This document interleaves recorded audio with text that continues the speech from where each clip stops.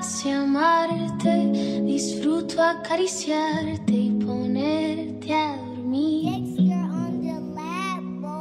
Es escalofriante tenerte de frente, hacerte sonreír.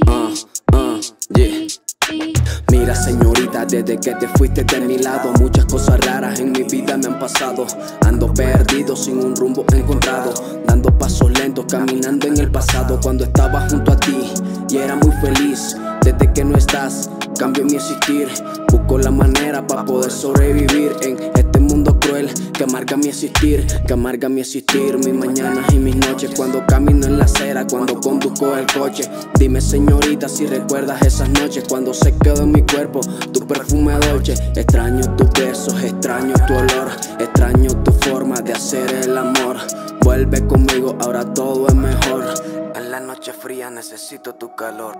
Me complace amarte, disfruto acariciarte y ponerte a dormir.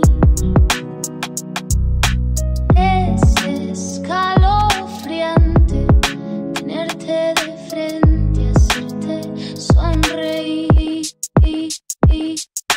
Y es que la verdad me sentía muy dichoso, porque estando al lado tuyo todo fue maravilloso. Más de uno me decía, con eso abre el ojo, pues los temas del amor siempre son peligrosos. Pero ahí estaba yo, como siempre ignorante, no escuché ningún consejo, ya no soy el mismo de antes. De ti yo aprendí que todo es un instante y que por más que me duela, tengo que olvidarte. Te quiero agradecer por el tiempo que brindaste, te quiero agradecer por las veces que apoyaste, te quiero agradecer por la decisión que tomaste. También cuando me dijiste ya no eres importante en mi vida.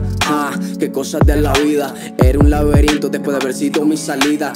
Ahora que te marchas me dejas una herida, pero el tiempo cura todo y que mi Dios te bendiga. Me complace amarte, disfruto acariciarte y ponerte a dormir. Este es Alihu, el demente del pueblo, Psycho el producer.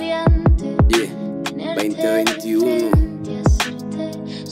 Palestina en la casa. Cualquier cosa.